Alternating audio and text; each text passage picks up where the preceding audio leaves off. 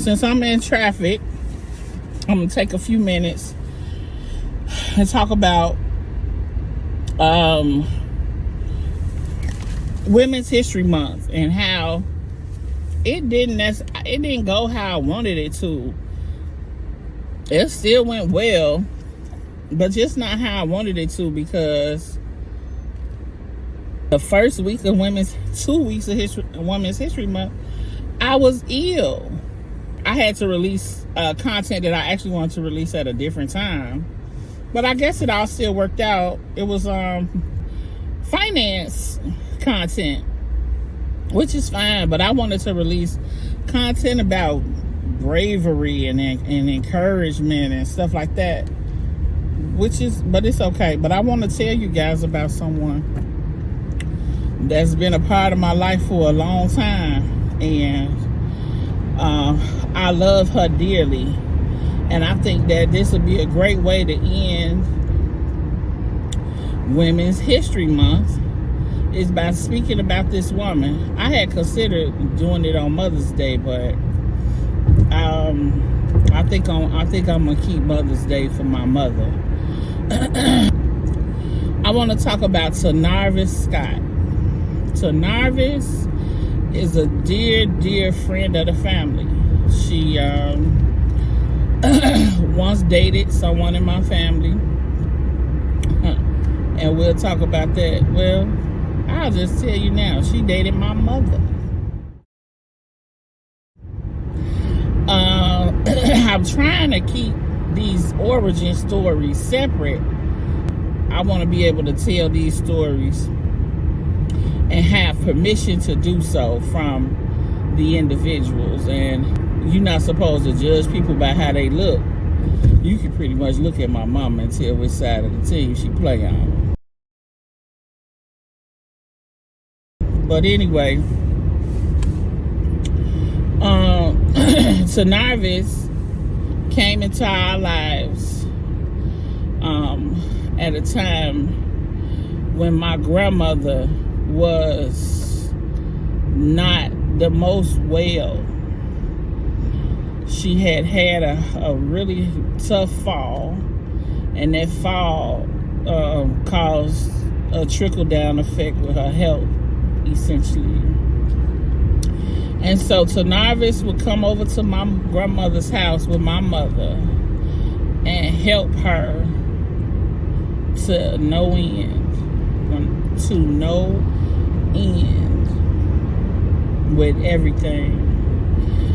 Clean up, cook, clean her, talk to her, play with her, take her where she need. Like, Tenarvis and my mother was there for my grandmother at the last leg of her life, but Tenarvis was especially special.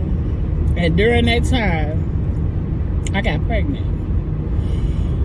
I was carrying my teenager, Devon. And when Devon was born, there was no ifs, ands, or buts about it. I was going back to work. And when I went back, but I have always had an issue with daycares early. And Tenarvis took my son, and she essentially helped raise my son from 6 weeks old until, I don't know, you could even say till today. Maybe not, but Tenarvis has been there. That's all Devon knows as far as child care. Brandon, Kenyatta, myself, she loves us as if we are her own. Her family became our family. If you watch the episode with the attorney, lawyered up, Janita, that's Tenarvis' daughter. She has another daughter that's a police officer, and she has some sons that's doing some things as well. But all of those people became a part of one another's lives, and we have been a part of one another's lives for a very long time, and that's because of Tenarvis. Tenarvis has overcome some battles in her life, and has managed to remain steadfast and whole in who she is. And one day I'm gonna have her on the show so that she can tell her story the way she want to tell it. But this basically is just a tribute to tell Tenarvis that we never, ever, ever forgot you. We love you. We missed you, and we're glad that we were able to get over to see you recently. We wish nothing but the best for you, and our hearts go out to you. We're not going to stay away from you for that long, ever, ever again. I just want to make sure that I say that. And this is just a tribute to a strong woman who there was nothing in this world that she wouldn't do for us. And although it did not work out intimately or whatever with in that relationship that brought us all together, the bigger purpose had to have been for us to be family the way we are. And Tenarvis, I just want to tell you from the bottom of my heart that I love you deeply, and I thank you for all that you've done for my family, especially Devon, who forgets everyone, but never, ever, ever, ever forgot that he needed to come see you, come see about you. That means a lot from that selfish teenage boy. We love you, Tenarvis. Thank you. And happy Women's History Month to everyone who took the time to watch this, listen to this. It's just a short thing of me rambling about someone in my life that I love. Again, I won't say a whole lot, but I am going to put some pictures in and some video of us when we just recently visited. But we'll have her on someday, and she'll come on and she'll tell her story. And I love you. Happy Women's History Month to everyone. Happy Women's History Month to you, Tenarvis.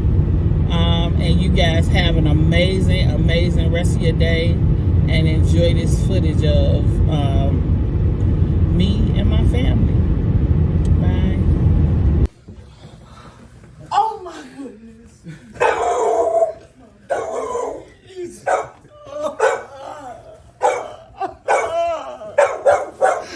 Oh my God. Oh my baby. Oh my baby. Man, you didn't tell me my baby was coming. I see. So much. Oh, Brandon, thank you. Oh my baby. I got Yes! Yes! Oh my goodness, God is good. Sit down. Oh my goodness. Sit down, Mama. Hey, little mama.